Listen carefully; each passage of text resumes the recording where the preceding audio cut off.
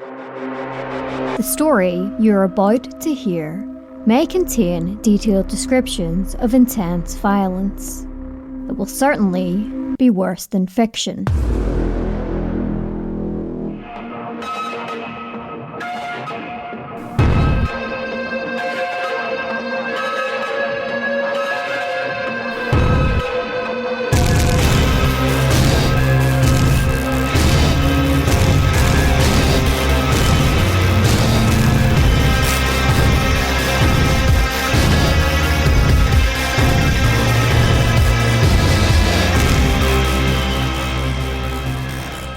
Hello, my name is Les. Thank you for joining me as we take a look at a true tale of unimaginable horror.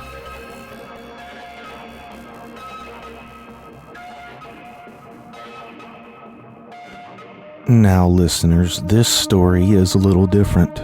It didn't come from Reddit. I don't have to get permission for it. This is my own story.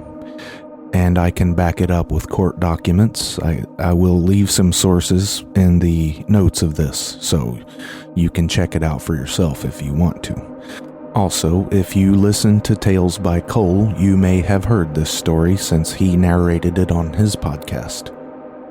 This is My Friend Murdered Paul Brown by me, Les. It was somewhere between June and August of 2002, which was 18 years ago at the time of this writing, so I can't be certain of the exact date. I am sure that it was summer, and I remember the car I had at the time, and how old I was. I was 19 and the proud owner of a 1985 Buick LeSabre, which was a giant semi-luxury car that seemed to float its way along the harsh, pockmarked streets of Hamilton, Ohio.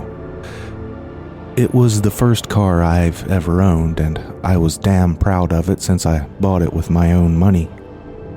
In those days, I still lived with my mom rent-free and held a not-too-shabby job at a tumbleweed restaurant, and the only real responsibilities I had to worry about were feeding that hungry beast of a car and keeping a good stock of weed to share with my buddies. One day, sometime during that summer, me and a friend of mine that I won't name had met up with a mutual friend named Rick Miller that I had known since our sophomore year in high school. He was cool and made his way into our circle of friends pretty easily. We had similar interests, listening to metal, playing video games, and smoking weed.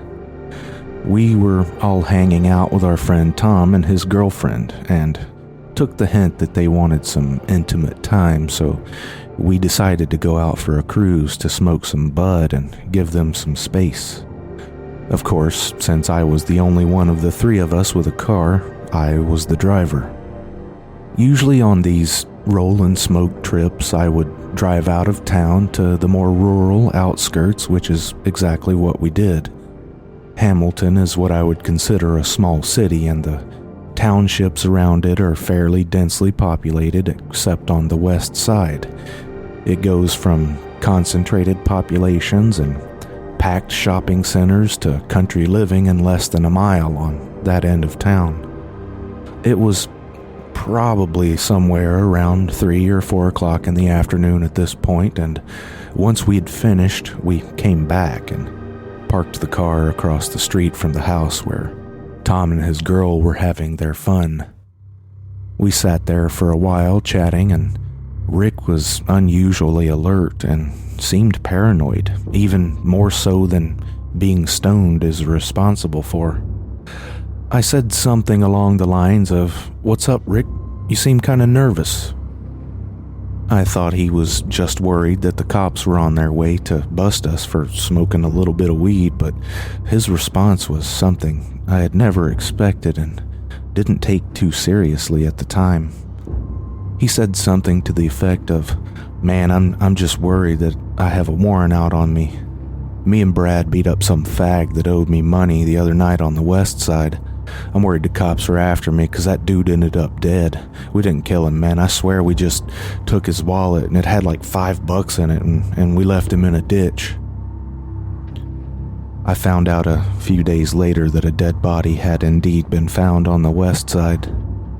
While the crime rate in the city is pretty high, the number of murders that occur each year are usually in the lower single digits, usually around 5.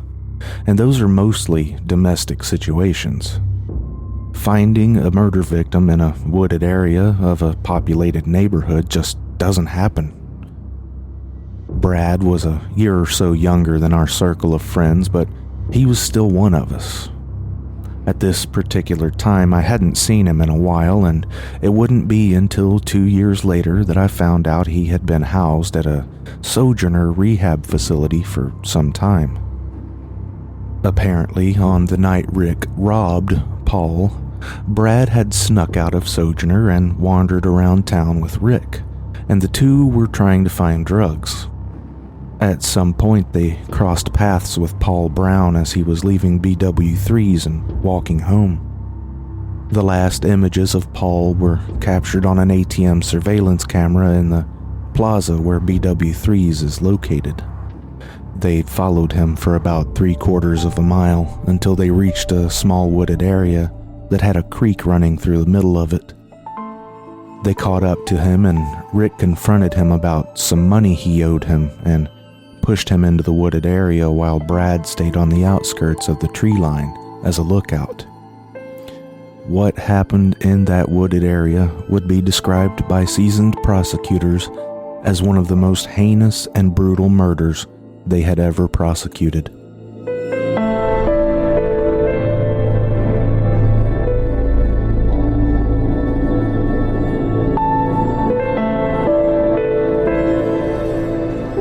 Rick assaulted Paul and made him turn his pockets out, then took his wallet, which would be found just downstream upon discovery of the crime scene. In his back pocket, a little over $7 hadn't been discovered by Rick, and it's unclear how much was in the wallet, but as Rick said, he only took around $5. According to Rick, he left Paul laying in a ditch, but he was alive, and that someone else must have came along later and killed him. Paul had suffered not only a beating, but he had been stabbed at least 14 times, and his throat had been slit so deeply he was nearly decapitated. Certainly a manner of death that no one should have to endure, especially over such a paltry sum of money. Could I have came forward to police with the statements Rick made? Probably, but I was a paranoid stoner at that time and didn't want anything to do with it. Nearly 2 years later, and I hadn't seen Rick since that day in my car. If I remember correctly, it was mid-2004, and I was walking down the street to a local corner store. A dark red, brand new looking Ford Taurus pulls up next to me and stops. The man driving gets out hastily. I'm a little concerned since it was a section of the street where no parking was allowed. A tall, balding man, probably about 6'3", with a thick mustache, a long trench coat, and dress slacks walks right up to me and asks, "Are you Les?" I reluctantly say yes, and he reaches into his coat and pulls out one of those famous leather wallets and flips it open to reveal a Hamilton PD badge and introduces himself as Detective Jim Cifuentes. He then asked me if I know a guy named Rick Miller. To keep it brief, I answered a few other simple questions, and he asked me if I would come down to the prosecutor's office for a formal interview, to which I agreed. I knew what this was about, and realized that this was actually serious, so I gave them everything I knew. I found myself in court on the witness stand in February 2005, sitting directly across from Rick Miller, who was facing murder charges for the horrific death of Paul Brown. Rick apparently had loose lips about the crime, and I saw numerous familiar faces, all of which were there to testify about the things Rick had told them as well. All said and done, Rick was found guilty, and the death penalty was on the table, but he was spared that, and given life in prison without the possibility of parole. For his role in the crime, Brad Jackson was given 15 years to life for lesser charges, as the prosecution in his trial couldn't prove that he participated in the murder. This guy was sitting behind me in my car just days after he viciously murdered a man for no reason. I never in my life thought that I would be friends with someone capable of a murder so brutal, but it just goes to show that you never truly know what's behind someone's eyes.